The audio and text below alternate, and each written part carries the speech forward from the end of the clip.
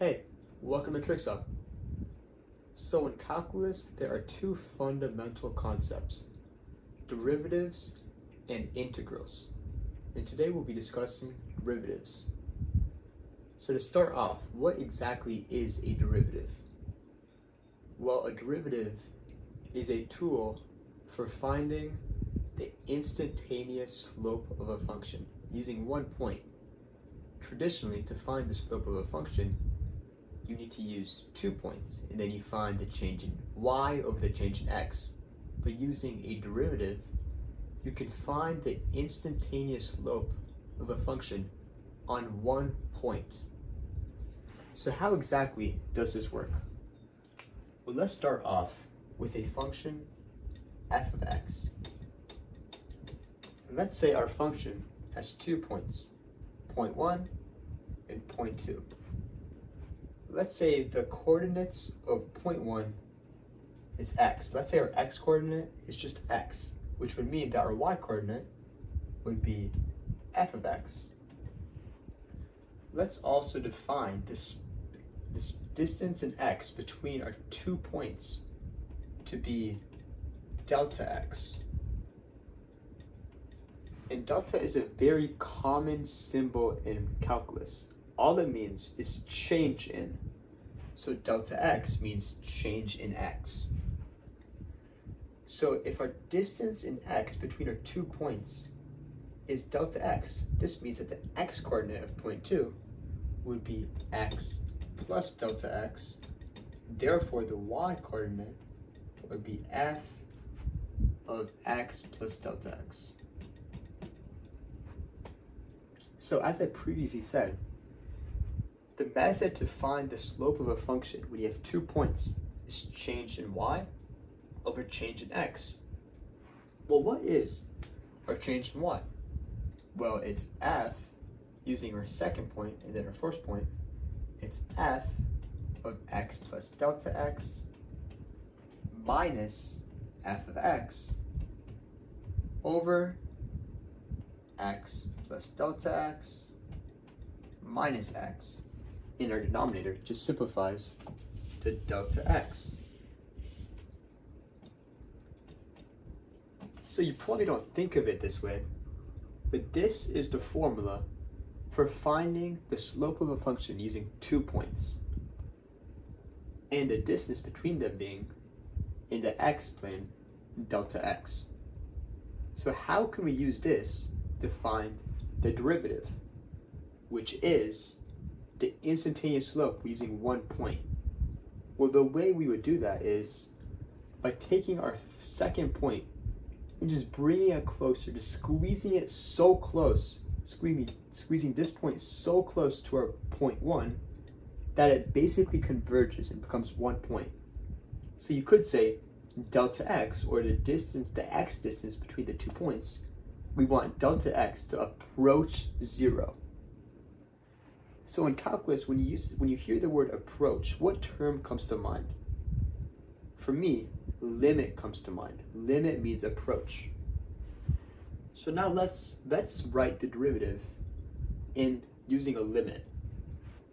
So it would be the limit of delta x approaching 0, because we want the distance between the 2 points to become so less, approaching 0, that it becomes 1 point. It converges to 1 point.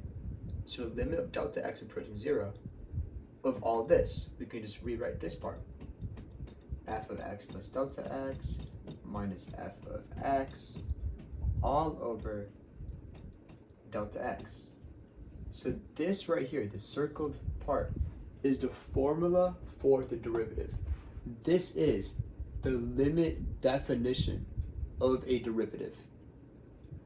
So we could use this to find the derivative. The derivative is a function, a whole new function, to which if we plug an x value, it will return the slope of the original function at that point x. So this is the limit definition of a derivative.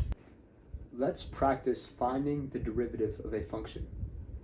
Just a heads up, f prime of x means the derivative of x.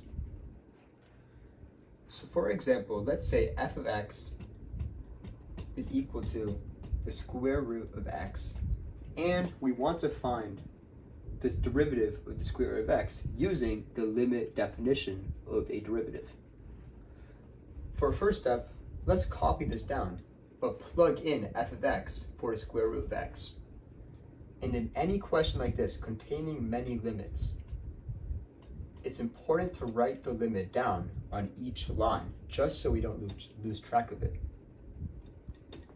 So if f of x is the square root of x, what is f of x plus delta x?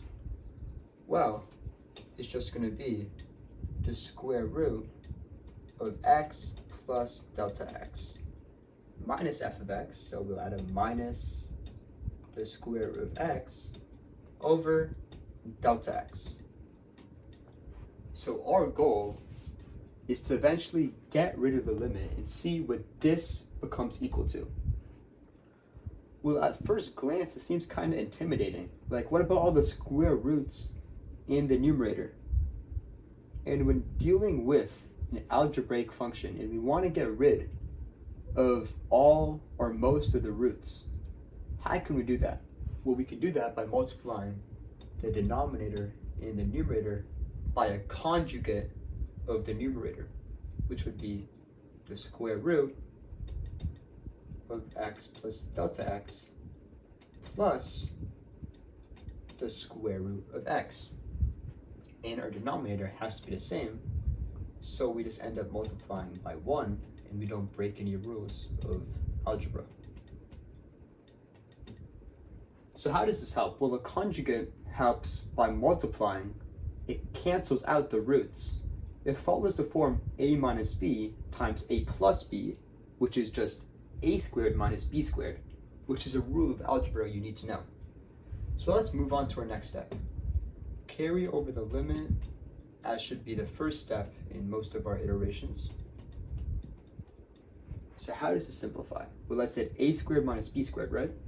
So it would be this squared minus this squared, which is x plus delta x minus x over, then you multiply both the denominators, which gives you delta x times the conjugate, which is x plus delta x plus the square root of x. Okay, yeah. So for our next step, we can already see we can cancel out quite a few things. So it works out pretty nicely. Let's move on to our next line. Carry over the limit. Delta x approaches 0.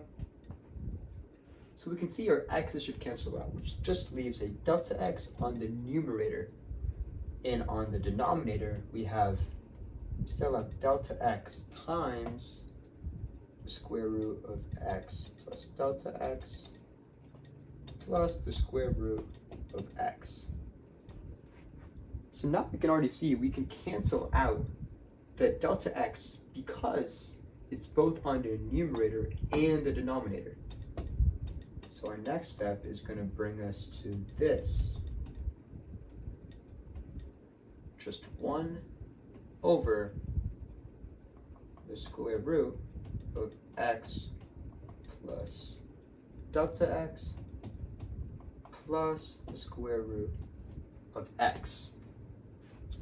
And now it's time to get rid of our limit. Let's apply the limit. And if you know enough about limits, in this scenario, you should be able to realize you can just plug in delta x as 0, which gives us 1 over the square root of x plus 0 plus the square root of x. And our final step brings us to 1 over 2 root x. So to conclude, the derivative, or f prime of x, of f of x is equal to 1 over 2 root x. So using the limit definition of the derivative, we were able to find the derivative of the square root of x, which we found to be 1 over 2 root x. So using enough algebra, and some may be more complicated than others, you should be able to find the derivative of most functions using this procedure. And this contains a lot of algebra, and sometimes, as I said, it gets more complex. So there are other methods to find the derivative of a function, but this is the most fundamental, and it should make the most sense. So how can we utilize the derivative as a tool to find the instantaneous slope of a point on f of x? So let's review what we know. F of x is the square root of x, and the derivative of f of x is 1 over 2 root x. And I drew the graph of f of x over here. So let's say we wanted to find the instantaneous slope of f of x, and let's say x equals 4. So at this point, this singular point, we want to find the instantaneous slope of the graph of f of x at this point. Well, how would you do it? Well, at x equals 4, you can plug in x equals 4 to the function of the derivative of f of x, or f prime of x, and through that you can find the slope. So what's f prime evaluated at x equals 4, or f prime of 4? Well, it's 1 over 2 root 4, or it's just 1 over 4, which means that the slope of f of x at this point is 1/4. And you can do the same procedure for any point on the graph of f of x. All you need to do, you need to know what value of x you're trying to find the slope for and plug it into the derivative. And that is how a derivative becomes useful. You find the derivative, and then you can plug in any point of x to find the slope of the original function. Thank you for watching. That was a pretty basic lesson on how to derive the derivative, and also how to use it, where exactly it becomes useful. Thank you for watching, and as always, if you have any questions on this subject or any other subjects you would like me to discuss, just make a comment down below, and I'll try to make a video on it very shortly. Thank you for watching.